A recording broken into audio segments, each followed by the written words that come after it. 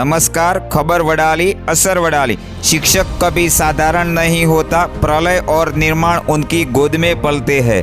एक सफल उक्ति ने चरितार्थ करता डॉक्टर मीनाबेन एफ मंसूरी साबली जूथ प्राथमिक शाला में 2014 थी मुख्य प्राथमिक शिक्षक तरीके शिक्षण उत्तम कार्य करी शिक्षण सुवास पाथरी रह्या छे।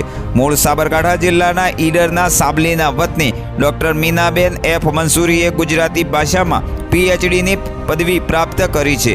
શિક્ષણ ક્ષેત્રે કામગીરી અંગે વાતચીત કરતા તેઓએ જણાવ્યું હતું કે વર્ષ 1998માં તેઓ શિક્ષક તરીકે જોડાયા। વર્ષ 2024માં સાબલી જૂથ પ્રાથમિક શાળા ખાતે મુખ્ય શિક્ષક તરીકે જોડાયા છે।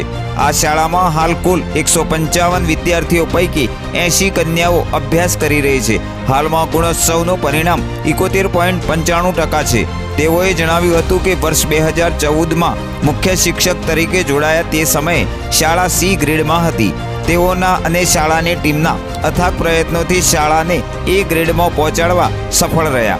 વ્યવસાયિક સજ્જતા, વ્યવસાયિક વિકાસ, લેખન સંશોધન જેવા વિષયો માપદંડો થકી જિલ્લા કક્ષાએ શ્રેષ્ઠ શિક્ષક તરીકે પસંદગી પામ્યા। બાળકોમાં શિક્ષણની સાથે સાથે બાળકોનો સર્વાંગીક વિકાસ થાય તે માટે ખેલ મહાકુંભ, કલા મહાકુંભ, ગણિત વિજ્ઞાન પ્રદર્શન, જ્ઞાન સાધના વગેરે પ્રવૃત્તિઓ કરાવવામાં આવે છે। વધુમાં તેઓએ જણાવ્યું હતું કે સાબલી ગામ એક છેવાડાનું ગામ છે જ્યાં શિક્ષણ અંગે જાગૃતિ ઓછા પ્રમાણમાં છે। તેવામાં બાળકોના સર્વાંગીક વિકાસમાં બુદ્ધિ ક્ષમતા વધે તે માટે મુખ્ય શિક્ષક ડૉક્ટર મીનાબેન એફ મંસૂરી પોતે અંગત રસ દાખવીને પોતાના ફ્રી સમયમાં કે બાળકોના રિસેસના સમયમાં બાળકોને ચેસની રમત શીખવે છે, જેના પરિણામે શાળાના બાળકો જિલ્લા કક્ષાએ ચેસ રમતમાં શ્રેષ્ઠ પ્રદર્શન કર્યું છે। આ સાથે આચાર્યએ પોતે ચેસ રમતમાં જિલ્લા કક્ષા અને રાજ્ય કક્ષાએ પ્રતિનિધિત્વ કર્યું છે। સાથે જ બાળકો માતૃભાષા સાથે અંગ્રેજી ભાષા શીખે તે માટે દર વર્ષે સ્વખર્ચે બાળકોને પ્રેક્ટિસ માટે 4 લાઇનના ચોપડા આપવામાં આવે છે। બાળકોમાં સ્વયં સંચાલન અને પ્રામાણિકતા વિકસે તે માટે બાળકો દ્વારા બચત બેંક અને રામહાટ ચલાવવામાં આવે છે। ગામ લોકોના સહયોગથી સતત શાળાના ભૌતિક વિકાસ અર્થે પ્રયત્નશીલ રહે છે।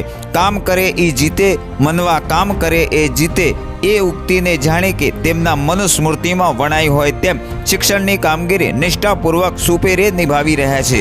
બ્યુરો રિપોર્ટ, ખબર વડાલી, સાબરકાંઠા। નમસ્કાર, મારું નામ મંસૂરી મીનાબેન ફકીરભાઈ। હું સાબલી રામાયણ જૂથ પ્રાથમિક શાળામાં મુખ્ય શિક્ષક તરીકે ફરજ બજાવું છું। આમ તો મારી વ્યવસાયિક લાયકાત PTC છે, પણ મેં નોકરીની સાથે સાથે MA અને PhD પણ કર્યું છે। મેં મારા PhD થી મારા બાળકોને એમાં મેં ગુજરાતી ભાષા સાથે PhD કર્યું છે, એટલે એમને એનો ફાયદો ખૂબ જ મળે છે। બાળકોને નવા નવા ગુજરાતી શબ્દો, રૂઢિપ્રયોગો, કહેવતો, વાર્તાઓ આ બધું અમે રોજ પ્રાર્થના સંમેલનમાં લેતા હોઈએ છીએ, જેથી અમારા બાળકોની ભાષા સત્તા કેળવાય છે।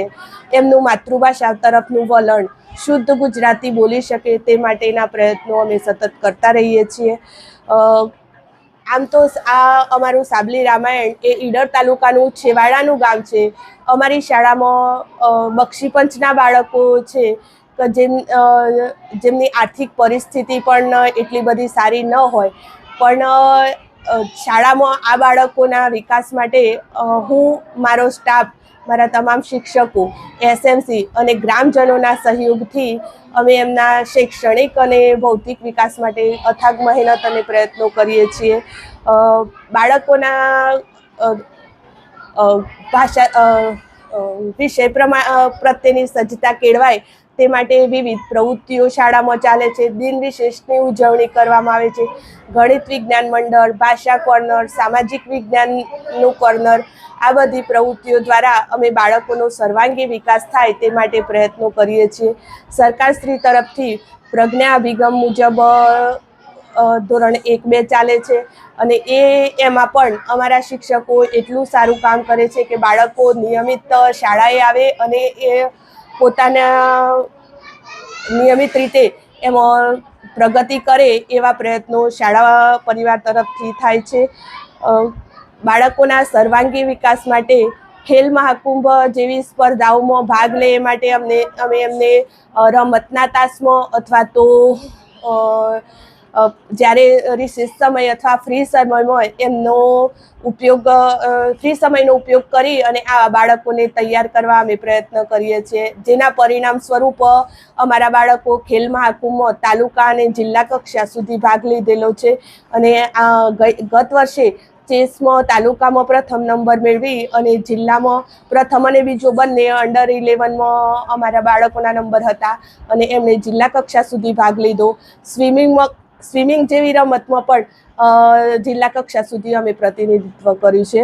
તો મને પણ ચેસમાં અંગત રસ છે, એટલે હું બાળકોને રિસેસ સમયમાં કેવું ચેસ શીખવું છું. અને ગત વર્ષે જિલ્લા કક્ષાએ હું પણ વિજેતા હતી અને મેં રાજ્ય કક્ષાએ સાબરકાંઠા જિલ્લાનું પ્રતિનિધિત્વ કર્યું હતું. આ સિવાય કલા મહોત્સવમાં પણ અમારા બાળકો તાલુકા કક્ષા સુધી ભાગ લે છે. એમનો ક્લસ્ટર કક્ષાએ નંબર આવેલા છે અને તાલુકા કક્ષા સુધી એમને પ્રતિનિધિત્વ કર્યું છે. તો ગણિત વિજ્ઞાન પ્રદર્શનમાં અમારો તાલુકામાં ગત વર્ષે પ્રથમ નંબર આવ્યો હતો અને જિલ્લા કક્ષામાં પણ પ્રથમ નંબર આવી અને રાજ્ય કક્ષાની જે ઝોનની અલગ અલગ ઝોન પ્રમાણે ગણિત વિજ્ઞાન પ્રદર્શન યોજાય છે એમાં અમારા બાળકોએ ભાગ લીધો હતો. એટલે કે આટલા અંતરિયાળ એરિયાના બાળકો આટલો વિકાસ કરી શકે છે. બાળકોના જે આ સ્પર્ધાત્મક પરીક્ષા હોય NMMS, CET, જ્ઞાન સાધના, જ્ઞાન સેતુ, આ પરીક્ષાઓમાં પણ અમે બાળકોને તૈયારી કરાવીએ છીએ, જેના પરિણામે ગત વર્ષે અમારું એક બાળક NMMSના મેરિટમાં હતું અને આ વર્ષે પણ CETના 2 બાળકો મેરિટમાં છે. એટલે હું જ્યારે 2014માં અહીંયા એક્ટાટ આચાર્ય તરીકે આવી ત્યારે અમારી શાળાનો ગ્રેડ હતો C ગ્રેડમાં હતી અને હાલ એમાં પરિવર્તન C ગ્રેડથી ઉપર લાવવા માટે એમાં શું કરવું પડે એ એના માપદંડો પ્રમાણે અમે એનું આગવું આયોજન તૈયાર કર્યું સ્ટાફના સહયોગથી અને ગામના અને SMCના સહયોગથી. અને એના આધારે અમે શાળાને A ગ્રેડ સુધી લઈ ગયા. 2000 જ્યારે ગુણોત્સવ 1, 2, 3 ચાલતા હતા ત્યારે ગુણોત્સવ 8માં અમારો A ગ્રેડ હતો. પછી આ ગુણોત્સવ 2.0માં અત્યારે અમારો 71.95% સાથેનું પરિણામ છે.